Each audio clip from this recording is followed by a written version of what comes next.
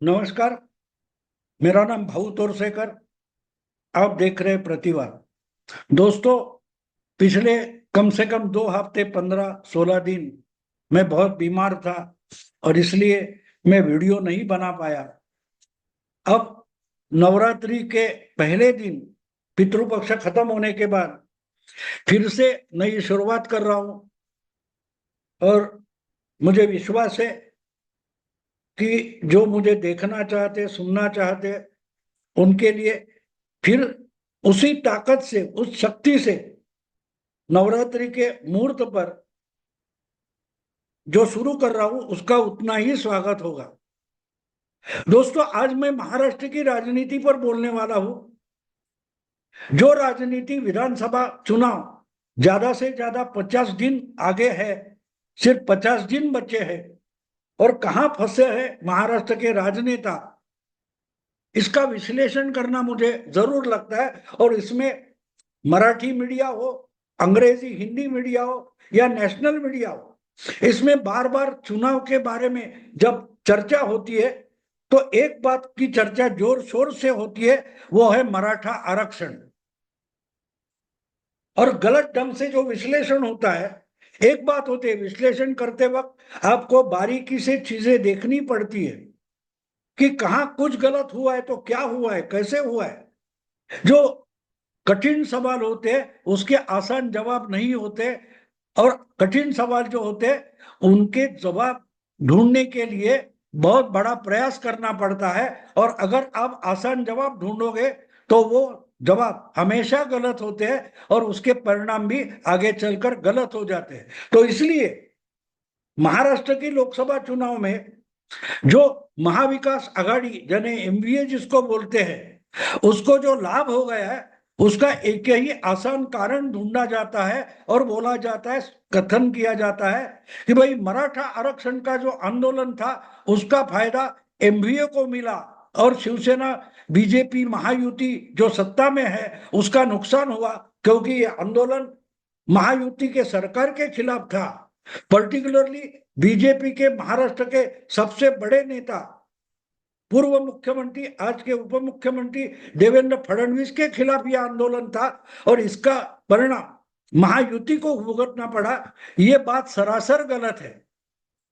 असल में महायुति का अगर नुकसान हुआ है तो उसका कारण बिल्कुल साफ है। जो बीजेपी के कार्यकर्ता उदासीन रहे और आपस में बीजेपी के नेताओं में, बीजेपी महायुति के जो 3-4 पार्टियां हैं उनके आपस में जो मनमुटाव था वो दिल से मिले नहीं थे, और जो कुछ गलतियां हो गई उसकी कीमत उन्होंने चुकाई है।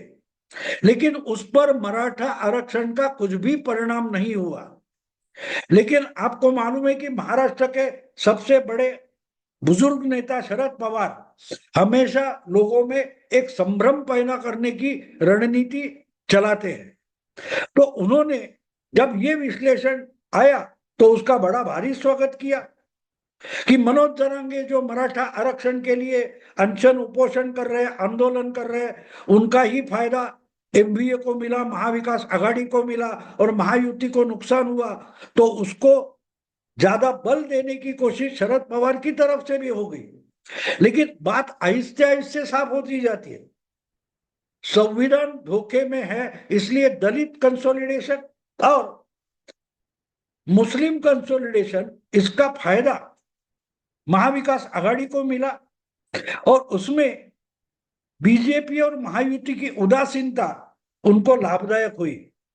लेकिन असलियत में मराठा आरक्षण का कुछ भी परिणाम नहीं हुआ था। लेकिन अब जब वो फायदा हुआ है तो वो मराठा आंदोलनकारी हो, मनोज जरांगे हो या उनके समर्थक हो, मराठा संगठनाएं हो, वो तो इनके सर पर चढ़ बैठी है कि भैया अब जाके विधानसभा में जो आरक्षण के खिलाफ है उनको सबक सिखाएंगे।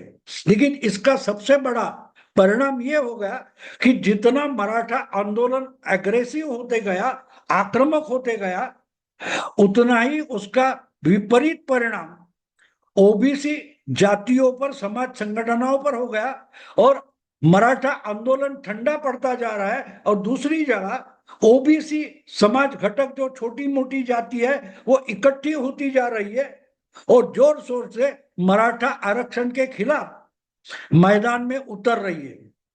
जो कोई मराठा आरक्षण के समर्थन में बोलेगा उसको ओबीसी सबक सिखाएगा। ये भूमिका दिनों दिन आक्रामक बनते जा रही है, प्रभावशाली होते जा रही है और इसका डर आहिस्ते आहिस्ते महाविकास आघाड़ी के हलचल पर दिखाई देने लगा है। खुद शरद पवार अचानक से मराठा आरक्षण की बात छोड़कर दूसरे मुद्दे पर बोलने लगे। एक एक करके मराठा आरक्षण के जो समर्थक थे उनसे शरद पवार दूरियां बनाने लगे हैं, क्योंकि शरद पवार को पता चला है कि मराठा आरक्षण का फायदा तो मिला नहीं है, लेकिन उसके विपरीत जो ओबीसी कंसोलिडेशन हो रहा है, ध्रुवीकरण हो रहा है, उसका फायदा तो हमें मिलने वाला नहीं है, क्योंकि शरद पवार तो मराठाओं के सबसे बुजुर्ग नेता माने जाते और मनोज जरांगे और उनका मराठा आरक्षण आंदोलन जो है उसके सूत्रधारी शरद पवार है। इसकी चर्चा इतनी हो गई कि एक एक करके ओबीसी समाज के जो छोटे मोटे नेता है या उनकी बड़ी बड़ी संगठन है वो खुले आम शरद पवार के खिलाफ मैदान में उतरना शुरू हो गए। तो बात साफ है कि जो मकड़जाल शरद पवार ने लोकसभा चुनाव के दरमियान महायुति बीजेपी के लिए बनाया था, देवेंद्र फडणवीस को फंसाने के लिए बना था, वो मकड़जाल अब खुद शरद पवार को लपेटे में ले रहा है। आपको मालूम है मकड़जाल क्या होता है?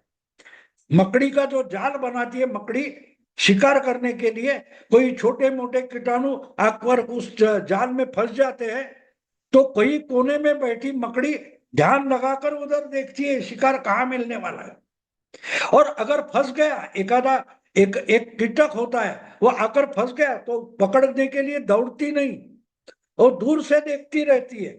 जो कीटाणु उस मकड़ जाल में आके चिपक जाता है वो जितने छूटने की कोशिश करेगा, जितना धड़पड़ेगा, उतना वो उसको मकड़ जाल उसको चिपकता जाता है, क्योंकि वो चिकना होता है। जितना आप हालचाल करोगे उतना वो एक एक धागा आपके बदन को चिपकता जाता है और वो कीटाणु होता है वो उसमें मक्खी होती है या मच्छर होता है या और कोई होता है तो उसमें फंसता जाता है। तो शरद पवार की पार्टी और उनकी राजनीति उस मकड़ जाल में फंस गई है जिस मकड़ जाल का नाम मराठा आरक्षण आंदोलन है।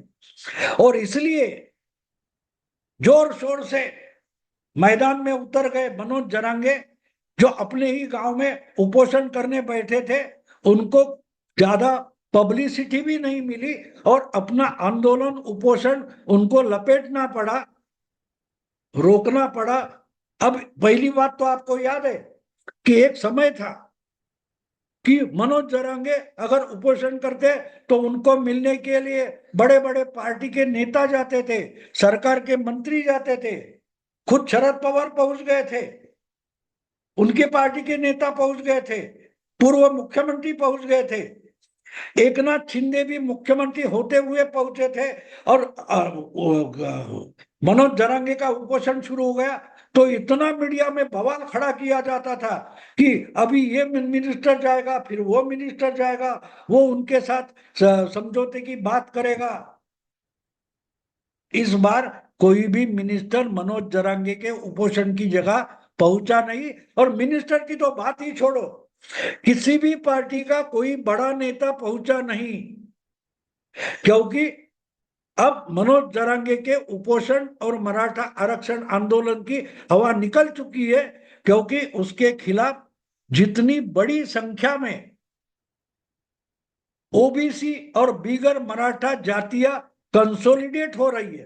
प्रकाश अंबेडकर जैसे महाराष्ट्र के सबसे बड़े दलित नेता ने, जिनके पास बाबा साहब अंबेडकर की विरासत है, उन्होंने भी बोल दिया कि ये शरद पवार का मकड़जाल था और अब खुद शरद पवार उसमें फंस गए, क्योंकि जितना शरद पवार आज मराठा नेता बनकर लोगों के सामने आ जाएंगे, उतने बीगर मराठा वोटर शरद पवार से खिसक जाएंगे और एक एक करके शुरू हो गया। लेकिन इस मकड़ जाल से निकलना कैसा है, ये पवार के समझ में नहीं आ रहा है। इसलिए शरद पवार खुद ही अलग अलग मुद्दे उठा रहे। अचानक उन्होंने कुछ मुस्लिम नेता उनको मिलने गए और अहमदनगर जो डिस्ट्रिक्ट था उसका नामांतर करके, नाम बदल करके अहिल्या नगर रखा गया, क्योंकि अहिल्याबाई होलकर उसी डिस्ट्रिक्ट की है। तो अहिल्या नगर बदलकर अहमदनगर कर दो, इसके लिए मुस्लिम नेता जाकर शरद पवार से मिले, उनको कोई ज्ञापन दे दिया, तो उस पर शरद पवार बोल रहे। अगर वो हो गया तो फिर बोलते कि महाराष्ट्र में महिला मुख्यमंत्री होने के चांसेस है। फिर अपना ही दूसरा जो पोता है रोहित पवार, वो भी मुख्यमंत्री हो सकता है। तो जितना हो सके शरद पवार इतनी छटपटाहट कर रहे हैं कि अपने को चिपका हुआ मराठा आरक्षण आंदोलन का जो मकड़ जाल है उससे छूटने की कोशिश शरद पवार कर रहे हैं, क्योंकि उससे मराठा वोटर जो मिलेंगे या ना मिलेंगे उसकी गारंटी नहीं है। अब तक एक बात साफ हो गई है कि मराठा आरक्षण का अगर सबसे बड़ा नुकसान किसने किया है तो वो शरद पवार ने किया है। ये तो अलग अलग सबूत सामने आकर लोगों ने पेश किए और उससे शरद पवार निकल भी नहीं सकते। जिस मराठा आरक्षण का छाता लेकर, आड़ लेकर शरद पवार ने लोकसभा चुनाव के दरमियान फडणवीस को बदनाम करने की कोशिश की थी कि ये ब्राह्मण है और ब्राह्मण है इसलिए मराठों के खिलाफ आरक्षण का दाव पेच देवेंद्र ने खेला था, फडणवीस ने खेला था, ये उस वक्त चल गया। लेकिन आहिस्ते आहिस्ते इतने बदल उसके सामने आ रहे, इतने अलग अलग पहलू सामने आ रहे कि शरद पवार ही मराठा आरक्षण ना मिलने के सबसे बड़े कारण है। ये बात साफ हो गई। मैं आपको एक पुराना रेफरेंस दे दूंगा। 2004 की शायद बात है। 2004-5 के समय शरद पवार की पार्टी की, एनसीपी की एक एमएलए हुआ करती थी जिनका नाम शालिनीताई पाटिल था, जो पूर्व मुख्यमंत्री वसुंधरा पाटिल की पत्नी थी, विधवा पत्नी थी। वो शरद पवार के पार्टी की सातारा कोरेगांव से एमएलए थी। उन्होंने आरक्षण का मुद्दा उठाया था कि मराठा लोगों को आरक्षण मिलना चाहिए, मराठा जाति को आरक्षण मिलना चाहिए। तो उस वक्त शरद पवार ने, ये पार्टी की पॉलिसी नहीं है, मराठा आरक्षण मिल ही नहीं सकता, ऐसा ऐसी डिमांड करना, ऐसी मांग करना भी गलत है, ऐसा इतना ये कर दिया था कि आखिर में शालिनीताई पाटिल को एनसीपी से हकल कर बाहर कर दिया था शरद पवार ने। तो शरद पवार मराठा आरक्षण के मांग के कितने खिलाफ है ये अलग समझाने की जरूरत नहीं। नामदेव राव जाधव नाम के हमारे एक मराठा आरक्षण के बड़े अभ्यासु है, जो जीजाबाई, जीजा माता के वंश से आते हैं। उन्होंने भी उसके सबूत पेश किए कि शरद पवार ही सबसे बड़े गुनहगार है मराठा आरक्षण ना मिलने के कारण। तो नामदेव राव जब तक के सबूत हो या शालिनीताई पाटिल को पार्टी से निकालने की बात हो, शालिनीताई पाटिल को उनके ही किले में, गढ़ में, कोरेगांव में शशिकांत शिंदे को उम्मीदवार बनाकर शरद पवार ने हराया था, क्योंकि वो मराठा आरक्षण की समर्थन में बोल रही थी। अपनी ही पार्टी की नेता को पार्टी से निकालना और फिर हराना, तो ऐसे शरद पवार मराठा समर्थक कभी भी नहीं थे, मराठा आरक्षण के सबसे बड़े दुश्मन थे। लेकिन लोकसभा में इतना बड़ा संभ्रम उन्होंने खड़ा कर दिया और देवेंद्र फडणवीस के खिलाफ ब्राह्मण होने का कारण दिखाकर इतना बवाल खड़ा कर दिया कि एक जो संभ्रम खड़ा हुआ था वो पिछले 3-4 महीने में पूरा दूर हो गया है। और उस आंदोलन के कारण जो ओबीसी जातियां और उनकी संगठनाएं इकट्ठा होने लगी है, खड़े होने लगी है और आंदोलन में उतरी है, उसके दुष्परिणाम कांग्रेस के साथ साथ एनसीपी को और उद्धव ठाकरे के भी पार्टी को भुगतने पड़ेंगे। तो ये जो ओबीसी का कंसोलिडेशन है, ध्रुवीकरण है, उससे खुद शरद पवार डरे हुए हैं, इसलिए वो उस मकड़ जाल से छुटकारा पाना चाहते हैं, एक एक धागा तोड़ने की कोशिश कर रहे हैं। और इसलिए कभी सीट बंटवारा हो, कभी मुख्यमंत्री पद का चेहरा या नाम हो, उसके अलग अलग मुद्दे, उस पर अलग अलग नाम आगे लेकर मराठा आरक्षण से खुद का पल्ला झाड़ना चाहते शरद पवार, क्योंकि उनको पता चला है कि जो मकड़जाल उन्होंने देवेंद्र फडणवीस के लिए बनाया था वो अब उनसे ही चिपका हुआ है। लेकिन उससे छुटकारा मिलना इतना आसान नहीं है, क्योंकि ये जो हमारे राज ठाकरे बोलते हैं कि महाराष्ट्र में अगर जातिवाद का जहर किसने फैलाया है, तो 99 में अलग पार्टी बनाकर शरद पवार ने एनसीपी की शुरुआत की। उसके बाद ही महाराष्ट्र आहिस्ते आहिस्ते महाराष्ट्र की राजनीति में जातीयवाद का जहर घोला गया।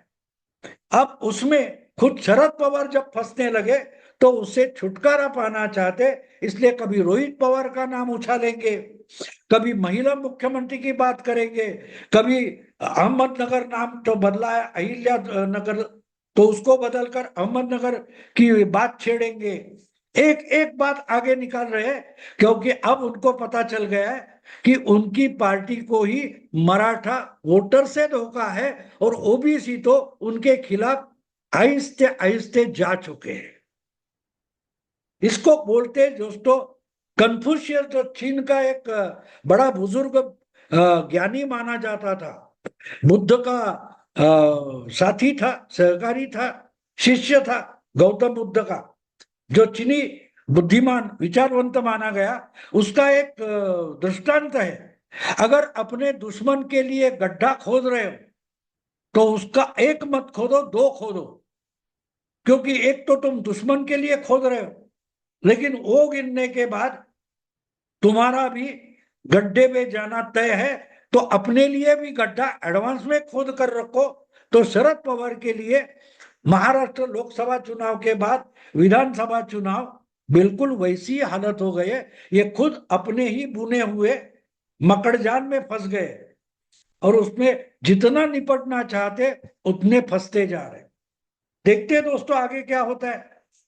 अभी नए शुरुआत की है, अगर ये वीडियो पसंद आए तो लाइक कीजिए, शेयर कीजिए और प्रतिवाद को सब्सक्राइब भी कीजिए।